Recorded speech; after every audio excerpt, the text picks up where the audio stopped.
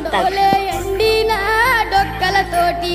ఉరుదల్లో నీరు దాగి ఆకలి తీర్చుకుంటూ ఎద్దోలే మోద్దోలే పొద్దుతో పోటీ పడుతూ నీ కండ గుండెను పిండి పైరుకు ప్రాణం పోసి